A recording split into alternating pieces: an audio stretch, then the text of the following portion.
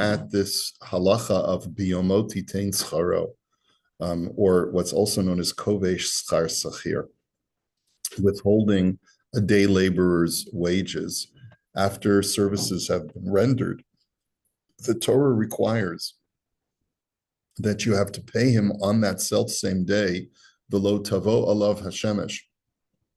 You cannot wait until the sun rises the next day. Okay, so I'm sorry, you cannot wait until the sun goes down that evening. If he finished the work by day, you have to pay him by the end of the day. If he finished the work at night, you have to pay him by the end of the night. So, we also saw that there are four things, the Gemara says, that a balabayit's money goes to, is destroyed. And one of them was kovesh schar sachir, or, just withholding it, or never paying it, or because people throw off the yoke of heaven and place it, or the yoke of responsibility and place it on someone else. Basically, they say, let somebody else take care of those needs, or because of arrogance. Okay. And anyway, in any event, the bottom line that Rav Sharaga says, which is really the last line we didn't read on Friday, is ve'afal pisha mitzvata kol hayom. Even though you have an obligation or you have a mitzvah, your mitzvah lasts the entire day. Meaning that if a person renders services in the morning, technically you don't have to pay them until the end of the day. But nonetheless, the reason makdimin lemitzvos u'mishalmin teikafu miyad b'siyam ha'avodah, and they pay immediately. In other words, yes, you're not in violation unless you pay him after sundown. But if you pay him 5 minutes before sundown, you've also fulfilled your obligation. But we have this principle called zrizin makdim lemitzvos. A person should be rushed to do a mitzvah as soon as possible. Yeah. So therefore, as soon as services are finished, like the babysitter who babysits, let's say in the morning, you should pay her right away. And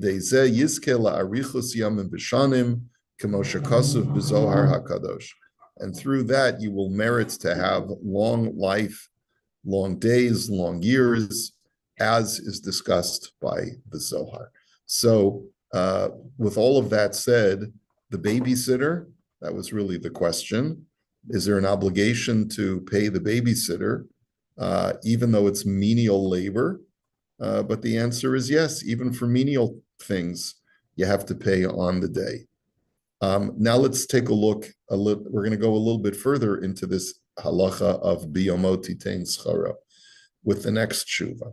Mitzvat biyomoti tein scharo b'schirus dira. What about as far as paying the rent? Ani gar b'schirut. I live in an apartment. I'm renting an apartment. Ubalabayit makpid lavo b'rosh chodesh levakesh et schara dira.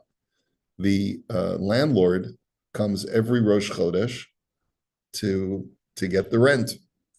Upa'amim ein li et hakesef b'Rosh Chodesh. Occasionally, I don't have the money on Rosh Chodesh. Ha'im ani over al iser bal tolim, b'meh sha'ani lo mishalem lo bizman. Am I in violation of you shall not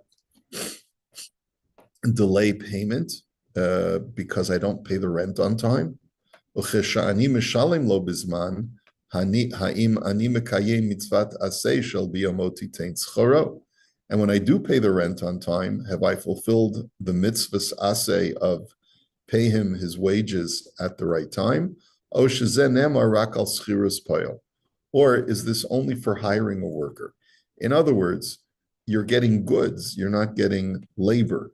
So is this mitzvah of biyomoti tein scharo, pay on time, is that for goods, such as the benefit of a rental unit, or is it only for labor, only for workers? Okay, now, so let's find out. Tshuva. Nemar batorah, al adam shesocher poel. It says in the Torah regarding a person who hires a worker. Biyomoti tein scharo, v'lo tavo alav hashemesh ki anihu. that on the day that he renders services, you shall give him his wages. Do not allow the sun to go down because he is poor. Ve'elav hu noseit nafsho, and it is towards you that he lifts up his soul, or he sort of turns his soul towards those wages. V'lo yikra alecha el Hashem v'haya v'cha chet. Do not, we do not want him to call out to Hashem against you, and you will bear the sin. V'lachein yesh mitzvahs aseh lifros char sachir bismano, and therefore there is a positive mitzvah to pay a laborer on time. The Adam shalom mishalem bizman over alav shenemar batorah lo talin peulat sachir itacha ad boker. If you don't pay on time, you violate the negative commandment of do not delay the payment of a worker until morning. The darshu rabotenu al hapasuk ve'elavu noseyet nafsho, and our sages explain that when the Torah says that it is towards those wages that he turns his soul, shahapoel moser es nafsho bishvil ha'avoda, that a worker really dedicates himself to his work. Ola al sulam umetapes al mekomos mesukanim bishvil scharo, like he's willing to even endanger himself somewhat. He climbs up on ladders, he steps over places that are dangerous. V'lachein tzarech l'shalim lo bizman, and so because he's like, he's put his life on the line, treacherously going into the office every day. No, just, saying, for the white collar guys, right? But I'm saying, for the blue collar workers, they allow themselves to be, a person is a roofer, climbs up on a roof, could fall off. A person is an electrician, could electrocute himself, God forbid. A person's a plumber, could get stuck with your excrement, So anyway, you got to pay him because he's really moser nefesh. Va'od amru b'gemara sham shekol mi shekovesh et scharo shel hasachir nechshav ki'ilu notel es nafsho mimenu. The Gemara also says that anyone who delays payment, it's as if you're taking his neshama away from him. V'nechleku b'gemara al nafsho shel mi medubar. So there's a machlokus in the Gemara whose soul is in question. Yesh mi sha'omer shezem medubar al nafsho shel balabayis shelo mishalem. Some say that when you, the balabayis, don't pay the worker, you're taking away your own soul. Shenemar ki Hashem yariv rivam v'kava et chove'ehem nafesh. As the pasuk in Mishlei says, God will fight the fight of the downtrodden, and basically will take away the soul of those who oppress the downtrodden. V'yesh mi sha'omer nafsho shel hapoel. And some interpret the verse as saying that the balabayit is stealing the neshama of the worker. Shenemar et nefesh be'alav yikach, as it says, he shall take the soul of the downtrodden. So either way, someone's soul is being destroyed. Uvizohar hakadosh parshas kadoshim ksiv ve'elav hu noseyet nafsho velo tavo alav hashemesh. The Zohar, in its interpretation of this verse, Pirusho she'adam shelo mishalim schar sachir alul alechet meha'olam term shehigia zmana. That if a person does not pay the wages of a worker, then he is likely to leave this world before his allotted time. Ki hashemesh mirames al chaye ha'adam, because the sun setting is an allusion to a man's lifetime. So you're causing the sun to set on your own soul if you don't pay the worker on time. As it says in the Sefer Koheles, it's a metaphor given for this the departure of a man's soul from this world. The kaven shemi shalom mishalem et schar shel hapol kilu lokech et nafsho v'nefesh anshe beiso. And because by not paying the worker, it's as if you're taking his neshama and the neshama of his family away from them. Lachein gam hakadosh baruch hu memait mechayav chas v'shalom, and therefore God diminishes the neshama of the perpetrator, God forbid. Because of odsham shezen emar afilu im hapoil ashir, and the Zohar further states That's true even if the worker is wealthy. We're not just talking about a poor worker. You keep saying money. Yeah, well, the Torah gives us the standard example, but halachically, it makes no difference how much money the worker has in the bank. By delaying payment, you are in violation.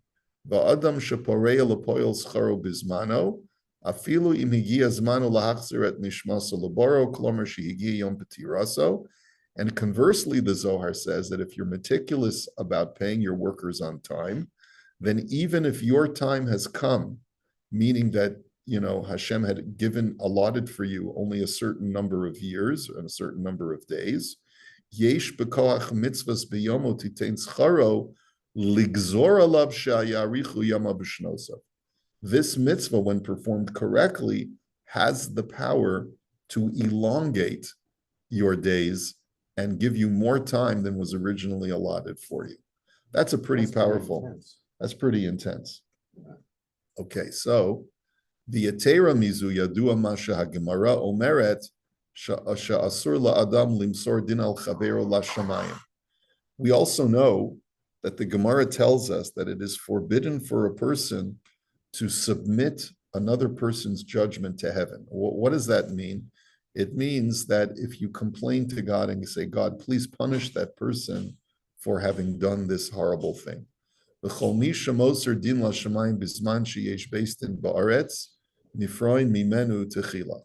And anyone who does so, especially when that person can be held accountable in an earthly base, then such a person is punished even before the perpetrator. Whereas if a person feels that they've been wronged, but they don't go through the proper channels, but instead pray to Hashem, punish that guy, then Hashem says, that's not appropriate. I will punish you first. But the exception to that rule is a day laborer. Because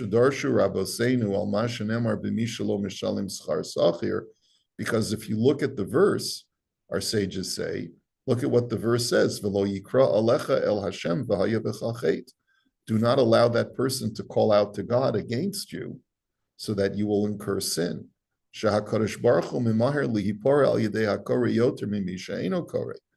That God will punish the perpetrator if the day laborer cries out against him.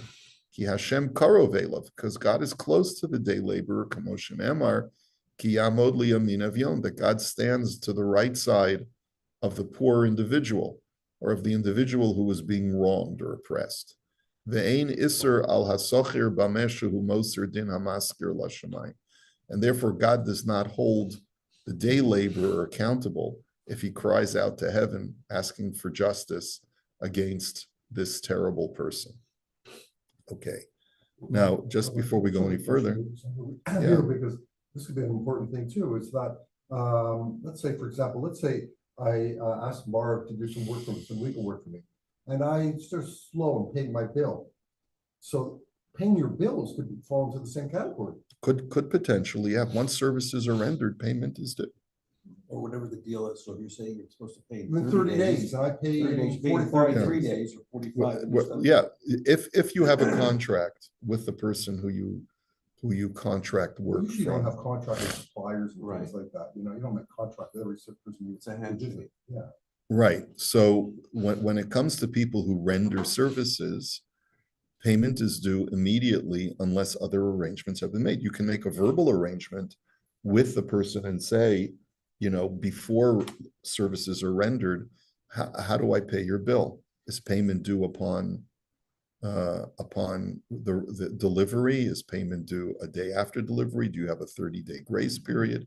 But you have to make those arrangements in advance. But like a voice from me, we have tons of bills that we're paying all the time, so whatever things, we're not maybe so machmir about, making sure that it's right on the this one another 2 weeks. It's not like it's okay. It's accepted in certain areas. So if it's accepted, then it's it's a very good question. Maybe we'll see a tshuva about that. I think if it's a regular contractor that you use on a protracted basis, and you already have a business relationship, then I think the exception is made. But if, let's say, in your business you spring a leak, in the washroom, and you got to call a plumber, then just because the way you do business, because you got so many bills to pay, is to wait 2 weeks before you pay, that I don't know that that necessarily lets you off the hook. If he's a one-time laborer for you, services are due upon services rendered. The payment That's is not done. what he's referring to. Yeah. He's referring to, like, you get your UPS bill every week, you get your Canada Yeah. Post bill every week. Right. Okay, you send it in a week later. Right, so- But that's not a day labor, that's not Right, somebody that's not a individual. day, like a Right. plumber, you should Right. pay right away. But there's Yeah. individuals that you do business with. Right. Well, okay. So what we're trying to do is trying to get all of the parameters Right. in place. So hopefully we'll get a clearer picture as we go through these tshuvas. So the Makar Baruch says what we've just learned from the Gemara is brought down by the Ramah in Shulchan Aruch, who says Asur levakesh din min hashamayim al chaveru she'asa lo ra. The Ramah does say in Choshen Mishpat that you're not allowed to pray that God should punish some guy who dealt poorly with you. You're not allowed to say, even though it might give you some level of satisfaction to be able to pour out your heart to the Ribono Shel Olam and say, Let's rub this guy out. yeah, no. I had a friend who davened in a shtibel once, and he said in this shtibel there were these, a certain ethnic Jewish group who liked, they were always like taking snipes at each other. So during slichus, he saw one guy when they went,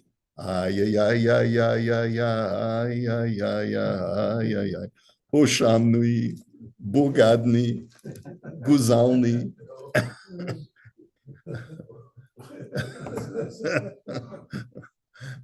Pointing to his friend. Okay. Anyway, but all right.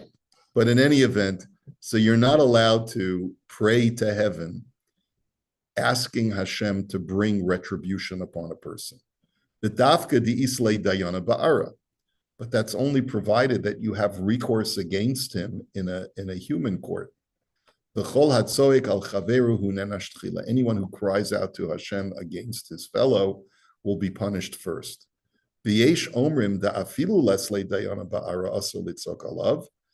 some say that even if you don't have a recourse against him, in other words, someone humiliates you publicly or does some other kind of evil to you where there is no actionable thing that you can do in a base din down here, right? Or he causes you damage that you can't recoup. So, for example, there was a verbal contract and it's not actionable in base din because nothing was signed. There were no witnesses, but you trusted him, and as a result of that breach of trust, you lost money. Even though you have no recourse against him, the Ramah says that according to some, you still are not allowed to cry out to Hashem against that person. Ele in kain hodio techila, unless you tell him first. You say, because of what you did to me, I'm davening to heaven that they should punish you for that. I can, you know what? I can imagine that happening because I've seen people get really, really upset. Va'ayin od bazeh b'mishpatei haTorah. I refer you to another sefer if you want to elaborate on this. And then he writes, Kain mashma mehasifri ala pasuk hanal, and this idea of that the day laborer is not in violation of this law of crying out to heaven is implied by the Sifri Midrash, which is brought by the Torah Temima shekasav sham v'kara alecha el Hashem. He will cry out about you to Hashem. Yachol sheyesh mitzvah lav likra laHashem al masha hu lo mishalem lo tamu lomar v'lo yikra alecha ayin sham.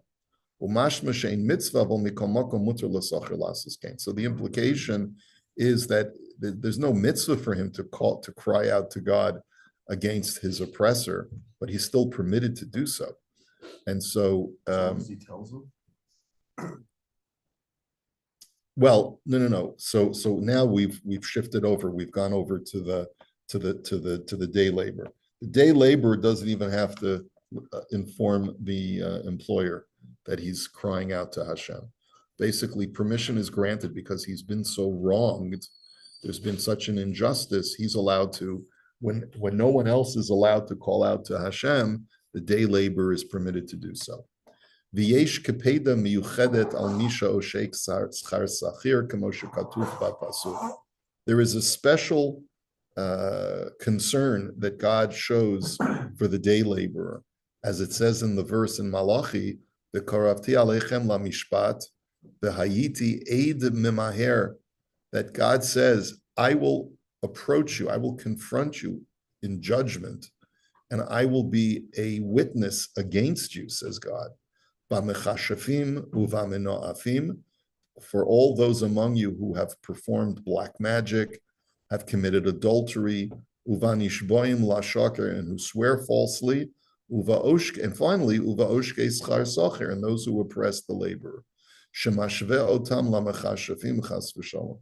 So you see that verse connects a person who withholds wages to a sorcerer, a machashef, and to a menoiv, and to an adulterer. V'hagemara omeret b'masechet sukkah, sheze echad mehadvarim shegarim la'adam lahagia lidei pshitas regel v'hanechasim shelo yordim l'timyon. That the Gemara in Masechet Sukkah says this is one of the things that causes a person to stick out his legs. I think that probably means to pass away prematurely, like basically die, and his property to be destroyed. And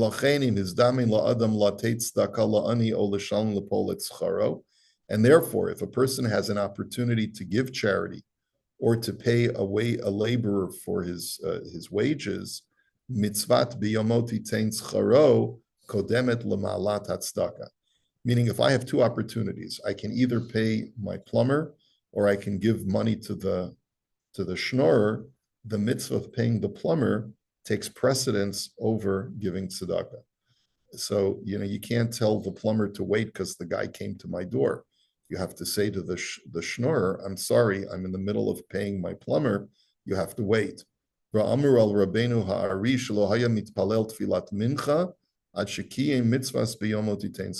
about the Arizal that he wouldn't daven mincha until he paid all of his debts to all of his laborers. This is applied to starting. Applies to everybody, sure. I just found my own experience is that there's a different sort of attitude. Okay, we won't go into that right now. Okay. The Makor Baruch also brings on this. He says he quotes from a sefer called Reach Tov, which says as follows: Yizaher lifroas char socher biyomo kodem tfilas hamincha. A person should be careful to pay his laborers before he davens mincha. Because of Maharar Reb Chaim Vital, that the Rabbeinu Harizal haya maher ma'od. So these are all Sephardi sources. So it's especially for the Sephardim. He says that Reb Chaim Vital used to say that his Rebbe the Ari haya nizar ma'od shimlo haya biyado ma'od lifroa, that if he didn't have money on him to pay his workers, haya mitakev milit palel tfilas mincha ad shkias hachama kidei levakesh mos lifro lahasachir. He would delay davening all the way till sunset and would run around to find money before davening. Whereas he wouldn't allow, he would put off his regular davening time, so that he could find money to pay the worker. He would borrow money in order to make sure that his laborers got paid, and would pay back the loan whenever he got the money himself. And then, even if there's only like a couple minutes left before Shkia, he would daven very quickly. Shahaya Omer, Eich et palel Hashem Yizbarach, because he used to say, his attitude was, how can I daven to Hashem, mitzvah gedola kazos v'lo when I have this huge mitzvah to perform and I haven't yet fulfilled it? Al kain kol adam yihiyeh zahir v'zariz b'davar zeh ad kan l'shana. And therefore, every person should be careful in this mitzvah. These are all, just variations on the theme that this is a really important mitzvah. Okay, then because of B'Sefer Hachinuch, Sheroi L'chol Ben Das, She'achinet HaKesef Lifnei Shesocheret HaPoel. The Sefer Hachinuch writes that you should have the money in the bank or in your pocket before you hire the worker. In other words, don't hire a plumber if you know you don't have the wherewithal to pay him. V'im ein lo kesef sheyichal l'shalim bizman, lo yiskor et hapoel. And if you don't have the money currently to pay him for his services, don't hire him. Ele imkein yodia lo merosh, shelo yuchal l'shalim lo et scharo b'siyam ha'avoda. Unless you tell him in advance, I don't have the money right now to pay you, but I'll get it at the end of the month. Are you okay with that? In other words, let's say, God forbid, my car breaks down and I need to get to work. If I don't have the money because I haven't gotten my paycheck yet, I have a responsibility to speak to the mechanic in advance and say, I know that this is a strange request, but I'm not getting my paycheck until the end of the month. I won't be able to pay you for another 2 weeks. Are you still okay rendering services? If you negotiate that in advance, then you're okay. Va'az kevin shezeh b'haskamas hasocher hu lo over al bal talin. And once you negotiate that in advance, you're no longer in violation of the mitzvah of bal talin. And as the Makor Baruch writes, he says, "V'chein mashmi midivrei Shulchan Aruch shepasak b'zel lashon." He says that seems to be the implication of this line in the Shulchan Aruch, which is as follows: Sachir shemakir b'balabayit she'ein darko liot biyado mot ela biyom hashuk eino over b'bal talin afilu yesh lo mot ad kan lashona. That if a worker already has established a pattern of rendering services, but knows that the employer does not pay until the day of the shuk. What is the day of the shuk? It's marketplace day, Thursday, or whatever, Monday or Thursday, right? Because that's when he goes to the bank, or that's when he goes to his vault to get out the cash, right? And if it's already established as a pattern that this is how the guy pays his bills, so then you're not in violation of Baal Talin. Okay, so we're starting now to see the development of this halacha. The cause of Hasma, the Sma in his commentary says, Perush vafilu tivo baboker rishon eno over babal tolin.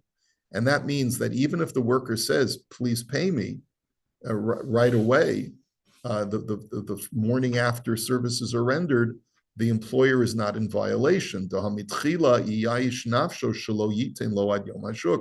Because it's already known, it's already been established.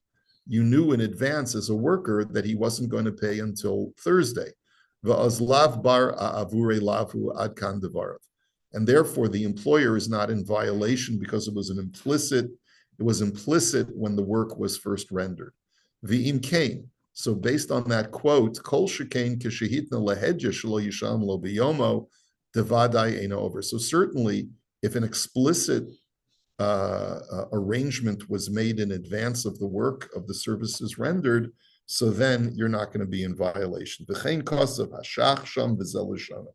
And the Shach writes this as well. He says, Lashon Sefer Chasidim im hasocher sofer lichtov lecha tatne imo shalotia bevaltolin peulat sachir. Sefer Chasidim writes, im hiskir sofer lichtov lecha, that if you are drawing up a contract with a worker and you're hiring a scribe, you should instruct the scribe to say explicitly in the contract that you as the employer will not be in violation of Baal Tolin if you pay a few days later. Shema k'sheyitva lo yiyeh l'chalitein lo, because the last thing you want is for him to demand payment when you don't have the money. The afal pisha tasa tenai imo titein lo k'sheyitva im tuchal. He says, and despite the contract, if he demands payment, you should still try to give it to him if you have the money. Ve'ein bazeh matne al mashakasav batorah.